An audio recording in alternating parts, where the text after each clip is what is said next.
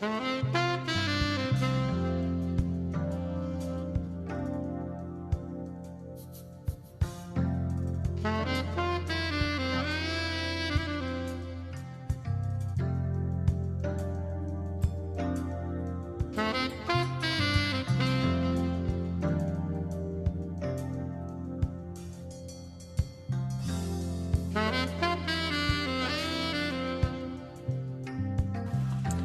are listening to this message from Jesus Pavilion, part of the RCCG network. We hope God will meet your need after listening to this message.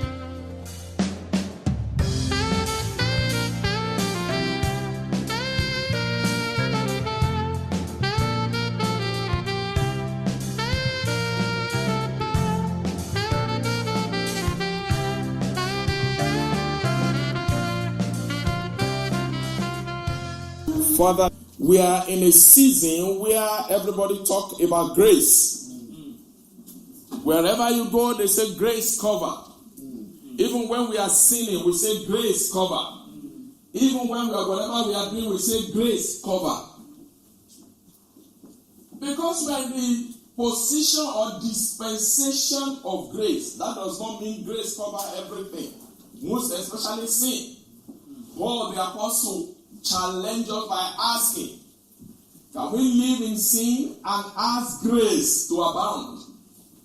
The answer is no. We can't be in sin and ask grace to abound. Amen. My prayer is we will not take grace as a levity to continue to live in sin. We will not take grace as opportunity to do what we feel we want to do. Because God that give us grace for this dispensation is a God that will judge us by everything and anything that we do. So if you have a Bible, turn with me to the book of Ecclesiastes, chapter 3, verse 1. The book of Ecclesiastes, chapter 3, verse 1. It said, to everything there is a season, a time for every purpose under heaven. As I approached this, I was asking God, what do you want me to share with your people? How do you want us to look at this misconception of grace, which is a major factor in the life of a believer, a misconception that everything we do, grace cover. I know a pastor that has no driving license, and he was driving, and one day somebody challenged him, and I said, I have grace to cover. And I said to him categorically, that is not grace, that is stupidity. Because when you got arrested, what are you going to start saying? You're going to start building lies upon lies upon lies. And is that what you call grace? The answer is no. For some of us, we are just wasting time. This is the dispensation that time is of essence. This is a dispensation that time is necessary. When was the time that we are saying Happy New Year to one another? Who would have believed that already we are almost at the end of February? Okay? My prayer is we are not going to take grace for granted in Jesus' name. And you see, the problem with this generation is we don't understand what we are talking about. Because if you see grace from Jesus' perspective or Jesus' glasses, you will have a better understanding.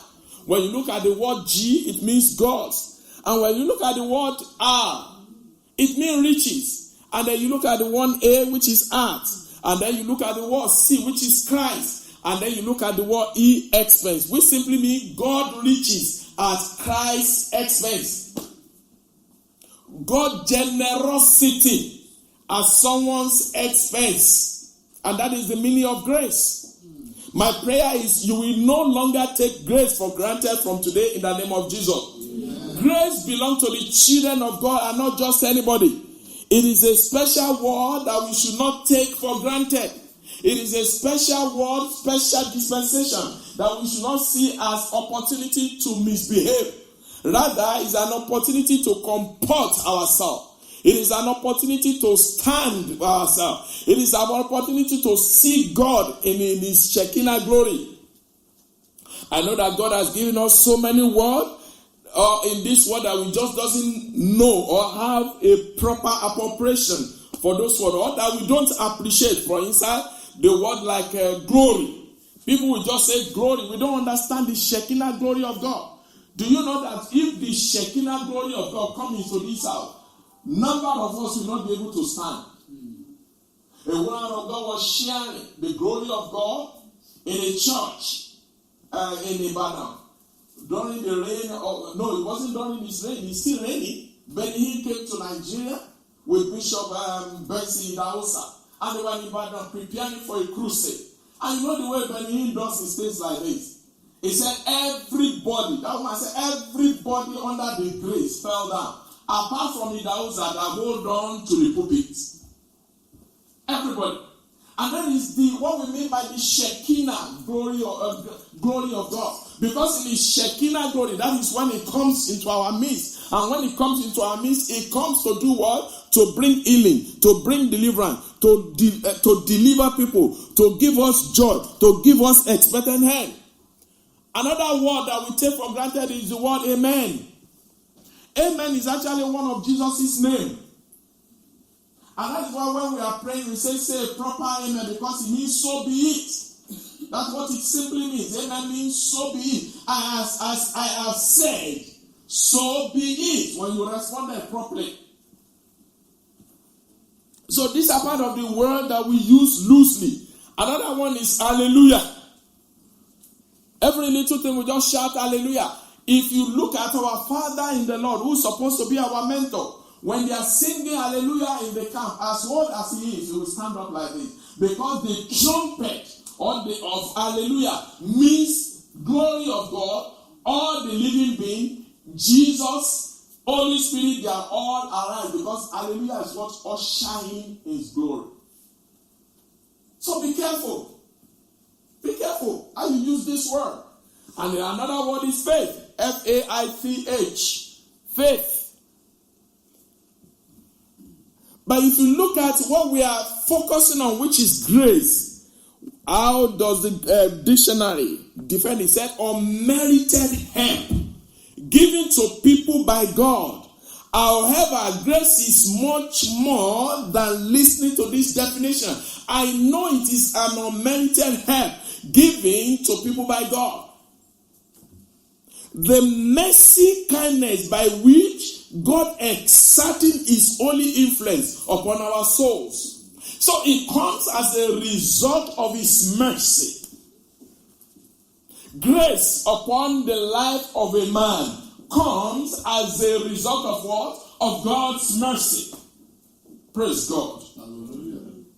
So as a result, we shouldn't take this word lightly. Because what? It turns Christ to them to do what? To keep, to strengthen, to increase them faith, knowledge, affection, kindness, them to the existing of our value. My friend, that is grace. That is grace.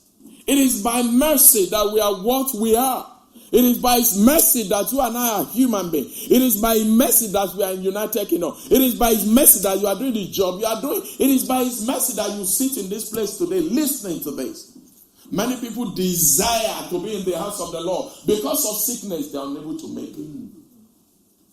It is by his mercy. It is by his grace. 1 Corinthians chapter 15 verse 10.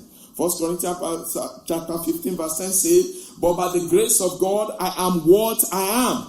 And his grace towards me was not in vain, but I labor more abundantly than they all, yet not I, but the grace of God which was with me. Many people want to come here and help and labor, but to wake up in the morning is a trouble.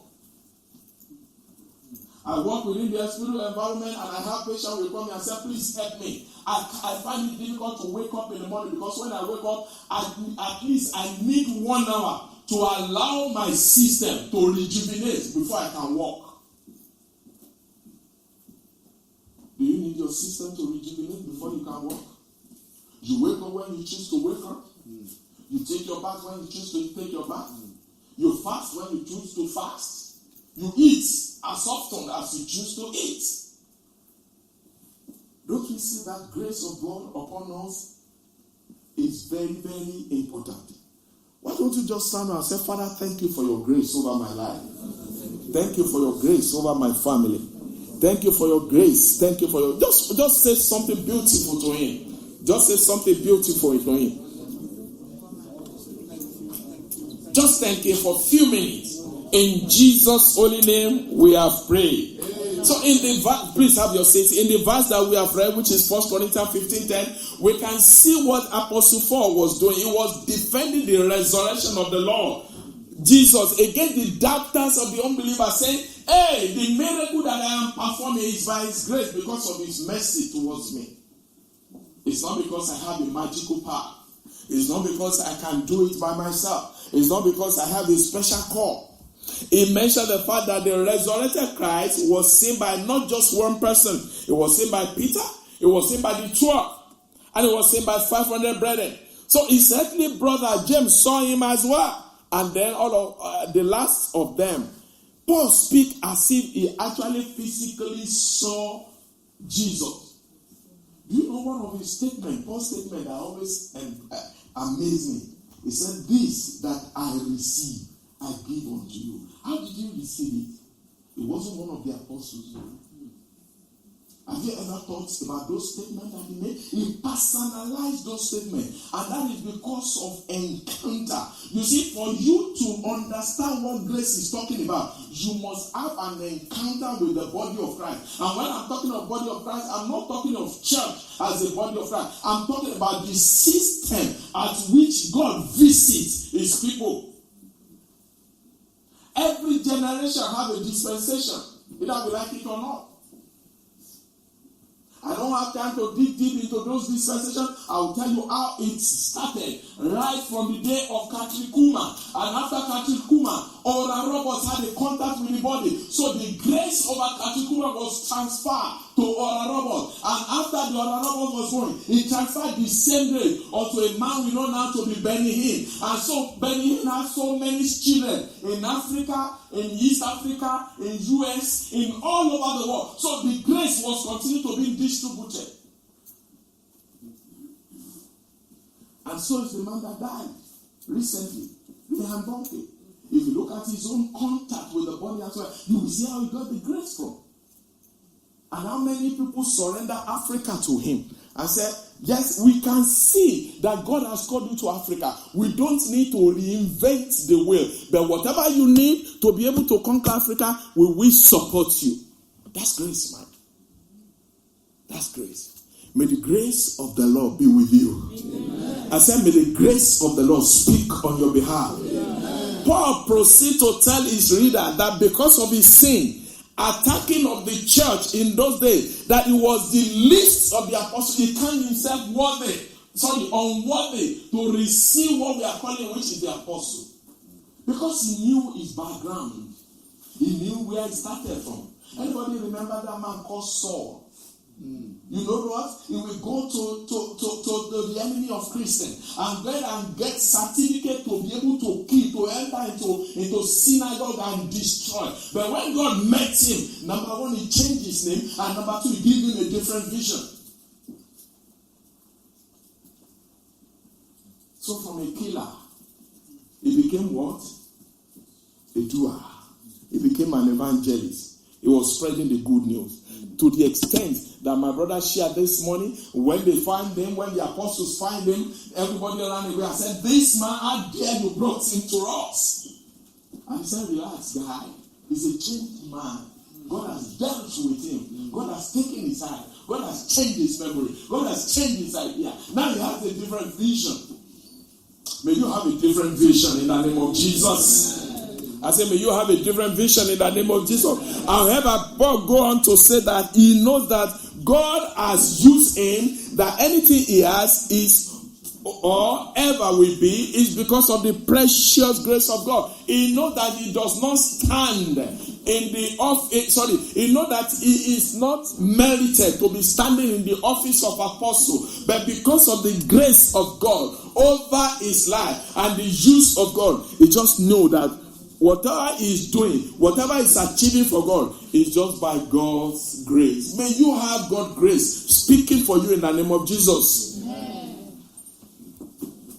Because Because what does grace do? Because of our sinfulness, we deserve nothing less than eternity in hell. Because of our sinfulness, because of our idea, because of what we carry. But however, because His grace was revealed unto us in person of His Son, the Lord Jesus, we can be saved and used by the Lord wonderfully and fashionably. Come on, guys, quickly settle down. We can be what? We can be used wonderfully and fashionably. Can you sing better? It's just the grace of God. It's not because you go to one school that you are perfect, or in that school you have an excellent degree. Can I be honest with you? There are many people that come out to top class and they are nowhere to be found. Hello? I've shared my story with you before, time with that number. The guy that taught me how to dance properly, is still in Nigeria. He's never traveled anywhere. I mean that he taught how to dance. That wasn't even perfect. I've visited so many countries before I decided to stay here. It's just by His grace. You get what I'm saying? So anything, whatever you achieve, is just by God's grace. Somebody say it's just by God's grace. So as a child of God, there are possessions that you will receive when you give your life to Christ. And that is why I said it is a season of grace. And it is a season that you need to be in a right place to receive that grace. Majority of us don't follow our Father in the Lord's prophecy for the year. But if you look, go back and check those prophecies for the year and see some of those things are already coming to be. Then you will know how to position yourself in this dispensation. My fear for the Redeemer is we have a Father that is closer to God, but we have follower that is so far away that even the little grace that we're supposed to come to us is not even coming to us. It is the outsider that value Him more than we do. You don't understand? The outsiders value Him more than we do. A bishop was telling me, Bishop Akotobanfo, my wife knows him. Few of my ministers have been there to minister. Isaac knows him. Brashego knows him. I've taken them there to minister. He will look at me and say, you mean your father? I need all his tapes. I need all his CDs. When your father is speaking, I have to stand and just be listening to a man talking to me one-on-one. This is a whole bishop. Value our Father more than we value Him. Value the grace upon His life more than we value Him. Brethren, it is a season that you and I need to change because it's a season of grace. When a man is a carrier of God's grace, what happens? There will be a wind of change that go with them. Wherever you enter, there will be change.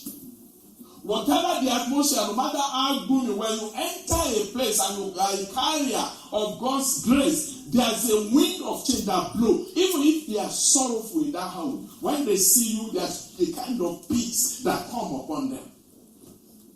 That is how to know if you carry grace. When you enter a party, the party starts. And when you carry your bag to say, thank you, man. God bless you, and you go. It's as if everybody go after you. That's why they are not leaving, but everybody will just sit down. And people will say, do you notice that everybody left? There's something that changed in this place, just like everybody just. Have you seen that before? That is people that carry grace of God. May you be a carrier of His grace. So that wherever you go with atmosphere of change. You go with winds of change. Where they are crying, you turn their crying into joy. Where they are sorrowful, you turn their sorrow into happiness. And where they are happy, you will bring more joy to them. In the name of Jesus. It is a season of grace. Tell your neighbor, say it's a season of grace. So wherever they find themselves, the atmosphere always changes for them. Around, I believe it's around almost about 5 years ago, when the snow and the cold was very, very terrible. And our Father in the Lord was coming for FOL, Festival of Fly. He said, I look at the weather and I said, God, Daddy, you know I don't like cold. And Daddy said, go. I will change the weather when you get there. And as soon as Daddy landed in Heathrow, everything just become normal. You won't believe it.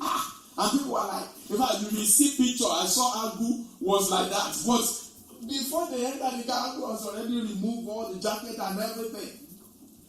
Immediately after the meeting, that the body stepped back into the plane, the cold just came back. And I have shared this with you. The first time I had the opportunity to minister with our Father and the Lord in the United States of America, I was a few days ahead, and there was a prophecy going on that there's going to be a change of atmosphere in Texas because a man is coming to minister. Before then, for 4 months, there had been no rain. Their ground was so quick that if you do like this, there was no rain. As soon as our Father landed in US, he hadn't even come to Texas, so the rain started. It was in the rain that we minister. He knelt down in the rain to give glory to God. Majority of us will say what we are wearing is too important for us to roll on the floor. This man, and I was like, huh? So this is the price you have to pay. That was the first time I had the opportunity to minister with him. A man entered a nation, and the atmosphere of that nation changes. You'll be a carrier of his grace. I say you'll be a carrier of his grace. That wherever you go, people will always want you to come back. Because why? The elements will cooperate with you. The element, they will cooperate with you.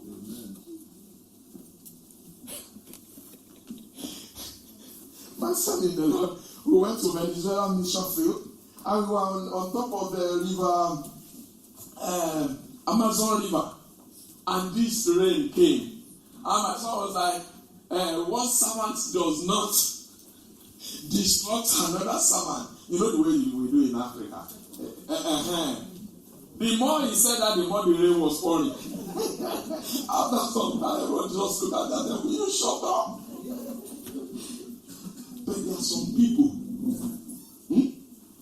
people like that, of his blessed memory. One of them is Rehan Bonke. He was ministering in Olubadan Stadium in Ibadan, and the heaven was black, and people were like, move back. You know, in those days that was when in the day of when the storm will come and we carry people and things like that. So everybody was like panicking. They just said, "Is it the rain? The rain? You think this rain will rain? No. To the glory of God, it will not rain. Oh no. And he continued to minister, and you could see the sky rolling back, the darkness rolling back to somewhere like Lagos or Bomo, where the ministry is not happening. My God, people carry something.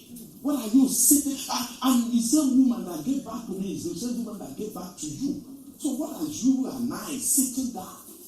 What are we sitting down for?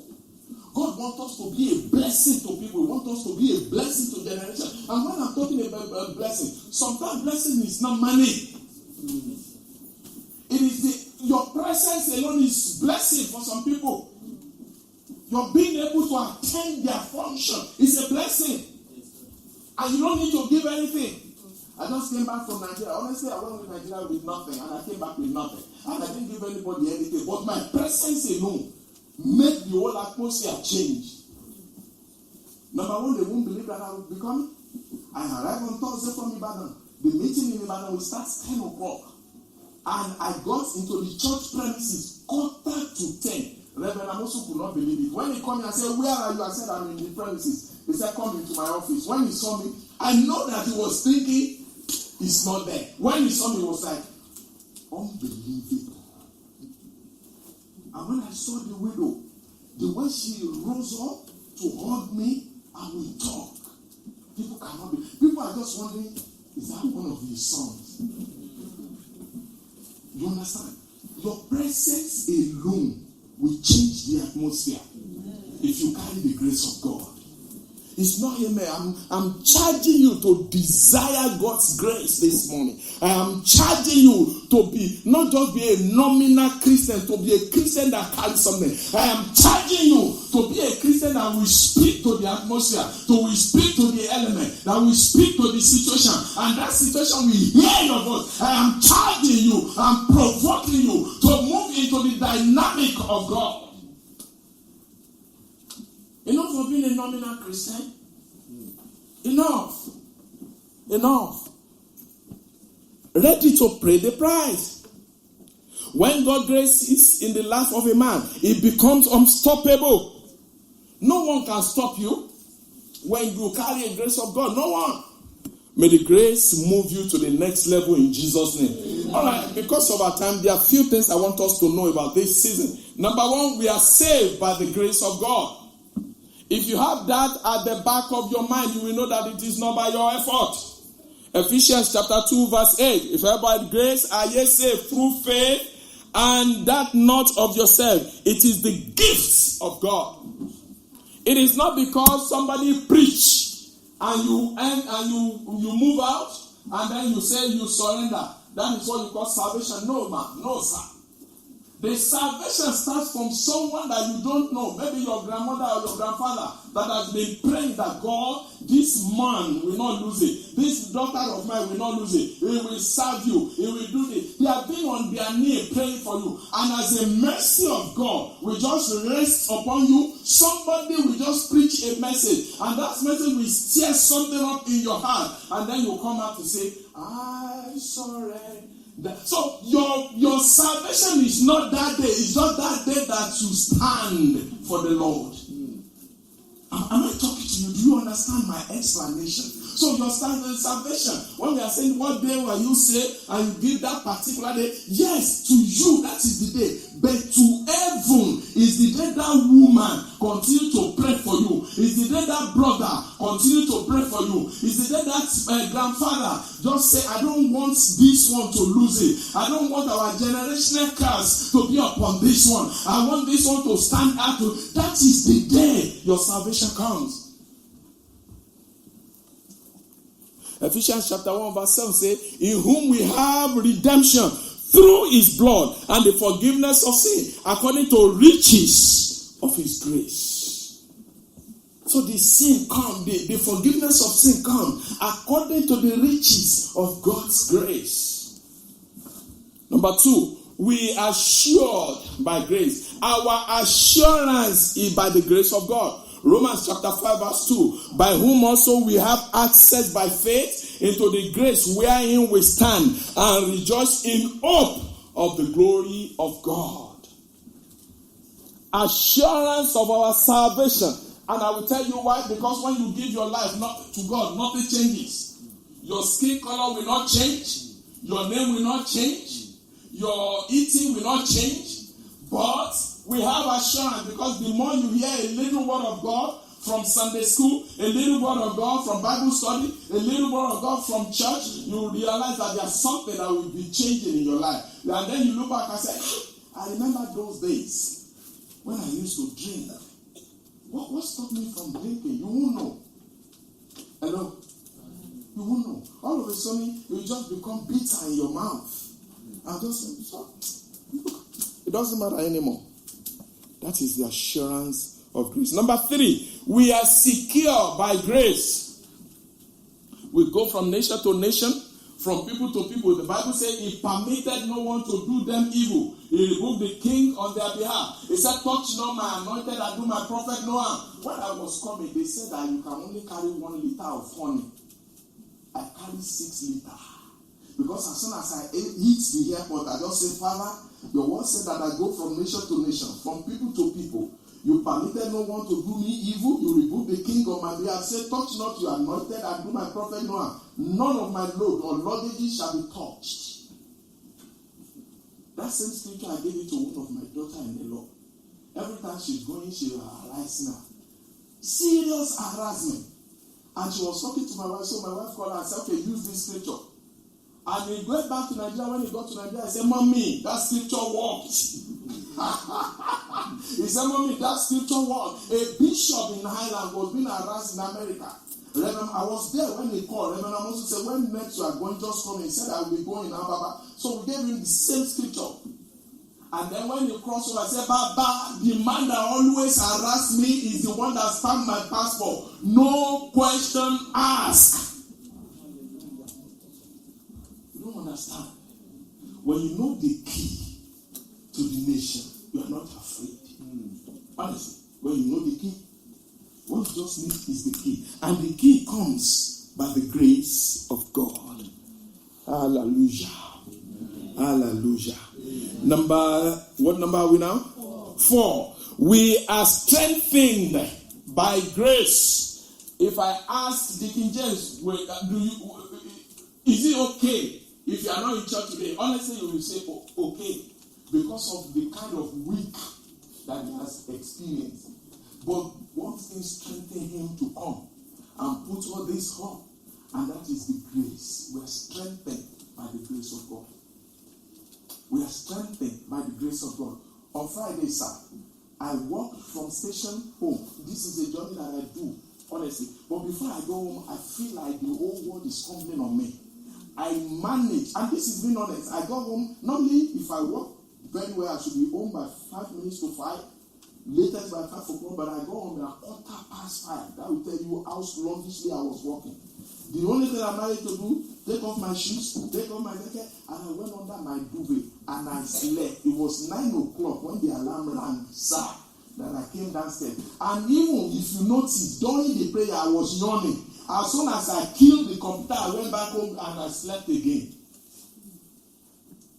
So if that kind of week is what we experience, and somebody is now waking you up with the wind, with the storm, with the rain, you say, I don't want to serve God today. Sorry, I am tired. Let me recover.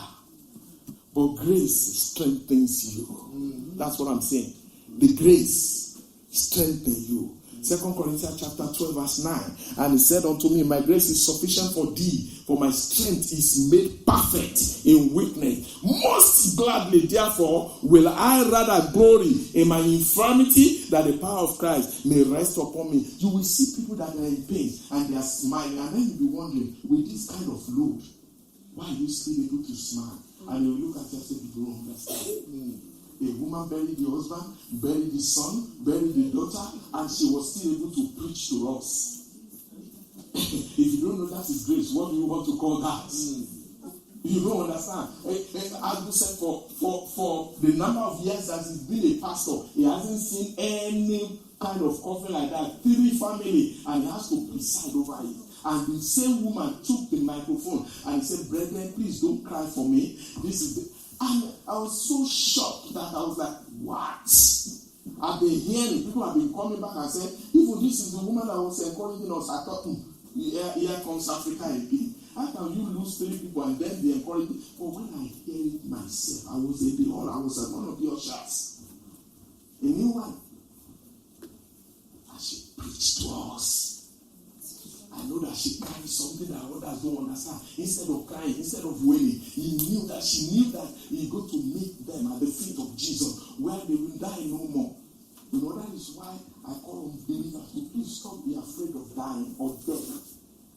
It's just a translation into something beautiful. It's just because you feel that you are going to meet some people here, that's why you feel that you are no. Something better is across the end. Or the other side. Sorry, guys. 2 Corinthians chapter 9 verse 8 says, and God is able to make all grace abound towards who? Towards you, that ye always having all sufficiency in all things may abound to every good work. If you are lack, grace of God will cover you. Do you know that the Christians are the ones that have no money? And when you ask people to borrow you money, they won't borrow you. You know why? Because God already covered you with His grace. So what they are seeing is glittering of God. And they will be thinking, you are making fun of us, you are making jest of us. But you are not making jest of them. There was a day I was broke. I called one of my friends, very good friend. I said, bro, I'm broke. I just need 20 pounds from you. This guy was just laughing. He was just laughing. He said, you make me stop it. I am dead serious. Later on, when I saw him, I said, bro, next time when I ask you, I mean it. He said, do you know, I can't believe that you be that broke, that you be asking me for that. I just laughed. It was a few years ago. Glory be to God. I never asked him for anything anymore. Because the grace now cover. Now I now have the key. And I know what to do. Hallelujah. Number 5.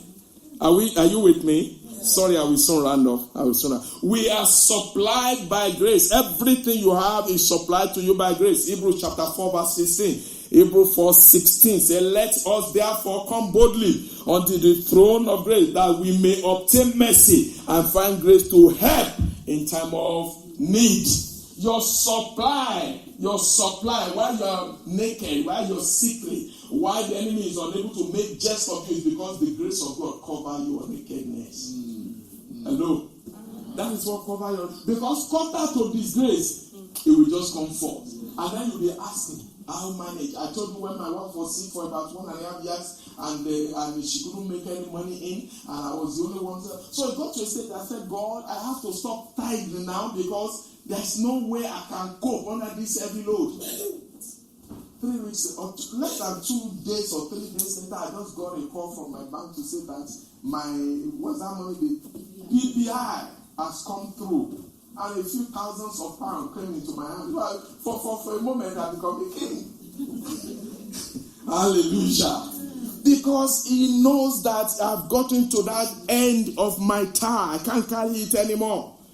Number 6, we are somebody by grace. You are who you are by God's grace. Ephesians chapter 3 verse 7 to 8. We have read it today. It said, wherefore I was made a minister according to the gift of the grace of God upon me, by effectual working of his power. Unto me, who am less than the least of all saints, is this grace given, that I should preach among the Gentiles the unsearchable riches of Christ. No matter what you are doing for Christ, don't think it is your wisdom. Even when you go to theology school, your wisdom can't carry grace. It is not theology that we preach on mission field. No, we have to preach Christ raw.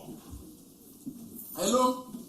We don't preach theology on mission field. We preach Christ raw. Because after you preach, there must be what? Demonstration of his power. Demonstration of his power. But I'm saying to somebody in this house, you carry something much more than you think you carry. And the grace of God will bring it out for you in the name of Jesus. Number 8, am I right? We are 7, sorry. We are satisfied by grace. Ephesians chapter 2 verse 7. That is, in the ages to come, he might show the exceeding riches of his grace in his kindness towards us through Christ Jesus. So it is only the grace of God that can satisfy a human being. Number 8, because of our time, we are surprised by grace. 1 Corinthians chapter 15 verses 8 to 10. 1 Corinthians 15, 8 to 10. At last of all it was seen of me also, as of one born out of due time. For I am the least of the apostles, that I am not meant to be called an apostle. This is Paul looking back at his life. He said, because I persecuted the church of God, but by the grace of God, I am what I am. And his grace which bestowed upon me was not in vain. But I labor more abundantly than they all. Yet not I, but the grace of God which was within me. So whatever labor, whatever anything that you think you are doing, it is by what? By the grace of God. You are surprised. In fact, when I pray sometimes and people say this is the healing, this is the miracle, I'm surprised. Because even me myself that I'm praying an unbeliever's prayer. I don't even believe in my own prayer that I'm praying, but God will just use something and something will become normal, and then you look at it and say, wow, this can only be God. Human brain and mind are muscles of the body. So if you learn to develop both your mind and brain, there is no there is no mountain too high for you to climb or river too deep to walk on. One of the areas where you see human dominion is look at the Dartford Bridge. At the same time, tunnel passes through the water. The bridge is over the rock. That is the mind and brain of human being. So as you continue to train your brain, either by going to school, you need to learn to train your spiritual guide. That's what he's saying. You need to train your spiritual atmosphere. You need to train your spiritual life. Genesis chapter 11 verse 6. This is one of my scripture that I love so much. Genesis 11:6 said, and the God said, indeed, listen to me. Can we have it on the board? And the God said, if as one people all having the same language, they have begun to do this, then nothing they do or plan to do will be impossible for them. Hello? Am I talking to people of the Lord? Or you are bored of me? Come on, let me hear hallelujah if you are not bored. Hallelujah. Thank you. He said, indeed, the people are one. They have trained themselves to be one. And they all have one language. And look at what they began to do. This is Tower of Babel. Which means as we continue to be one in church, continue to be one in family, there is no property too high that you and your family cannot buy. But when you are not one, when you have a divided language, husband is going east, wife is going north, honestly, nothing will stand. But when of you come together as one, and on your knee you declare and say, God, this is what we want to achieve in year 2020. Easily, God will know that there's nothing that you propose to do or you plan to do that you will not achieve. Unity. Unity of faith. So as a body, you have to unite with God for the grace of God to be upon your life. That's what I'm saying in an essence. If you are not in unity with God, it doesn't waste resources because His grace is a resource. If you need to be on mission field and you are sitting under my voice, God will not give you grace to do healing and deliverance. Hello? You may desire it, you may love it, He will just be looking at you. It doesn't waste resources.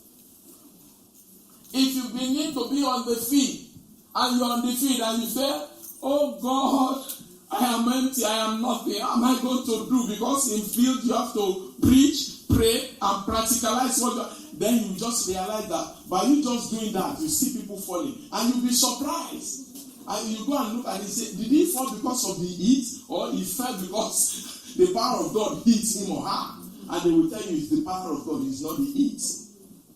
Because God will not waste his resources. He has it in abundance. He wants to give you and I, but we have to be in unity with God. Praise God, somebody. Are you blessed? Yes, now you know this. So don't let me say you anymore. Don't let me do anymore. Don't let me waste your time anymore. But let's just bring Pastor Mrs. Go home and lead us in a prayer, a powerful prayer this morning. Okay? She said I should just continue. So in that way, can we ask you to rise up? Let's just rise up and we'll just do one prayer. Say, Lord, make your grace abound to me. Take me from one level of grace to another. In the mighty name of Jesus, open your mouth and just pray. Open your mouth and just pray. I thought we'll be able to pray for our children, our young ones today because it's a student's day actually. Pray, pray, pray, pray. If desire it, desire it, desire it. Desire it, desire it, desire it. Oh, pray, pray, pray, pray, pray, pray. Pray for God's grace to come over you. Pray for God's grace to come over your life. Pray for God's grace. Pray for God's grace. Pray for His grace. Pray for His grace. Desire good thing. Grace of God is a good thing. And you've got to desire it.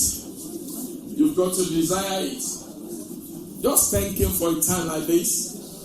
Just thank Him. Just thank Him. Desire it. I don't know why you want to pray. I don't know what you want to desire. But if I were you this morning, I would desire His grace. Oh, Father, make it abundant to me. Make it available unto me. Make it available unto me. Please open your mouth and pray. The grace that opened doors for nation. The grace that opened doors for family. The grace that opened doors into nations. Father, give unto me, oh God.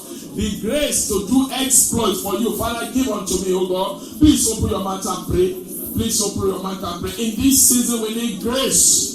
Oh, for people to believe that you're a believer, you need to be a carrier of His grace. For people to follow you to church, you need to be a carrier of His grace and display it.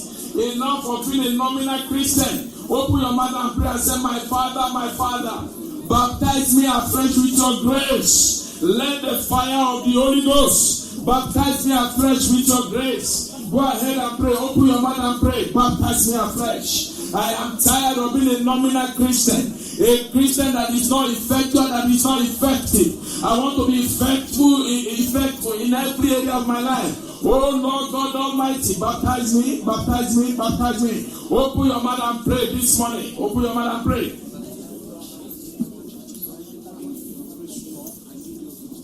Open your mouth and pray. Baptize me afresh, Lord. Baptize me afresh. Baptize me afresh. Please pray.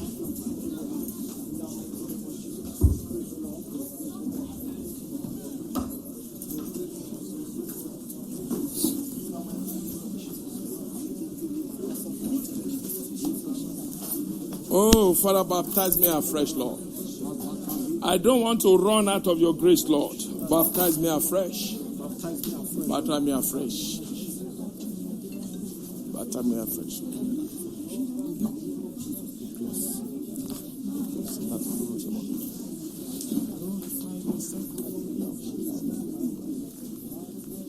Oh, Father, baptize me afresh. Open your mouth and pray. Pray, brethren. Ask for the infilling of the Holy Spirit, fresh unction, fresh grace. Oh, fresh unction to function, Lord. Fresh unction to function, Lord. Fresh unction to function, Lord. Fresh unction to function.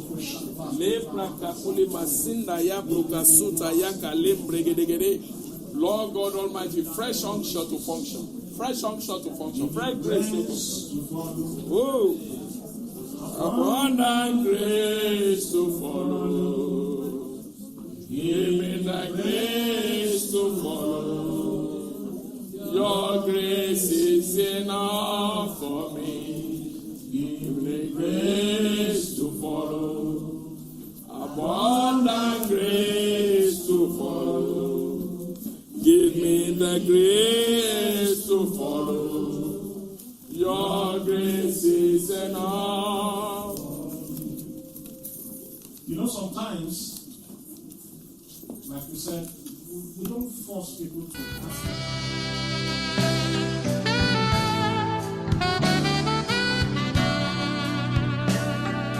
Thank you for allowing me to speak to you today. I hope you are blessed by this message. Visit our website for further information. You can also follow us on Twitter and like us on Facebook, or even subscribe free on YouTube. God bless you real good.